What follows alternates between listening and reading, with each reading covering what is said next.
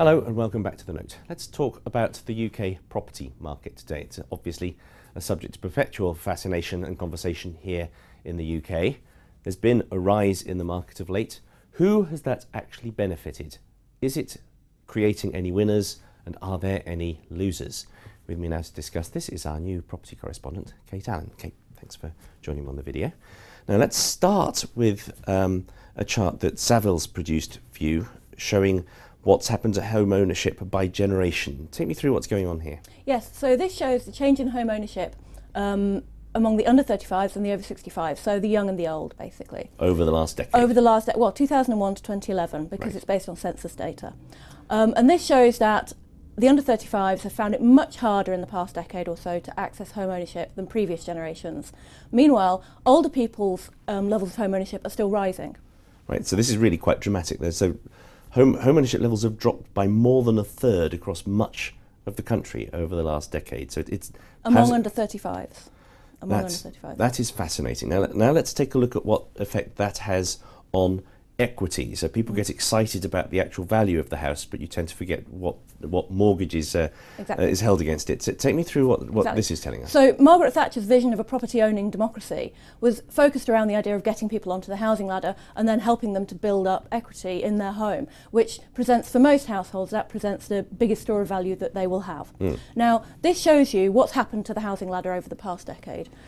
The over 65s, old people, large proportion of their equity is held mortgage-free. That's real housing wealth.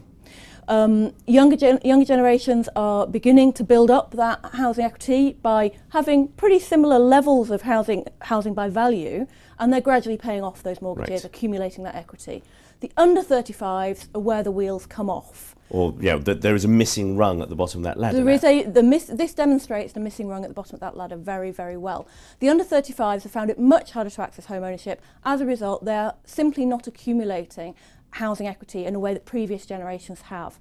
Right, which is a little alarming because, as regular viewers will know, that they also have rather less encouraging, less firmly guaranteed pensions to look forward to in a few decades as well. Absolutely. So now let's read through to who has actually won and who has lost out of this. And as I understand this means that basically the old and the landlords have gained and everybody else hasn't. Is that fair? Yeah, absolutely. So if you're a homeowner with a mortgage, this shows that in the past decade, your cohort has actually not benefited at all in housing equity terms. You may think your house price value has gone up, but in terms of your actual assets, your wealth within your home, you haven't benefited at all. The older people, predominantly, holding their homes mortgage free, have benefited massively from rising house prices. So that's £500 billion that they've accumulated equity in their homes. Now, the slide we saw previously, which showed the decreasing levels of home ownership among the under 35s,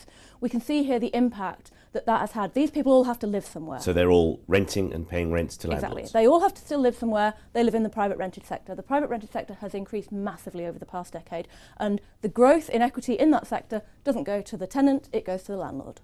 Okay, now, I don't want to put thoughts or words into anyone's mouth, but if I was a British person under the age of 35, I might be getting rather angry after watching this presentation. I mean, are there any ways we could expect there to be some balancing mechanism to bring this back into kilter? I mean, this looks like an alarming situation that's building up, doesn't it? It is a very alarming situation. It really is the end of about 40 or 50 years of kind of clear growth in owner occupation in housing. Owner occupation levels are now trending down. Private rented sector is where all the growth is at. It's very hard to see, despite the government's efforts to help people with things like Help to Buy, it's very hard to see how this trend could be reversed.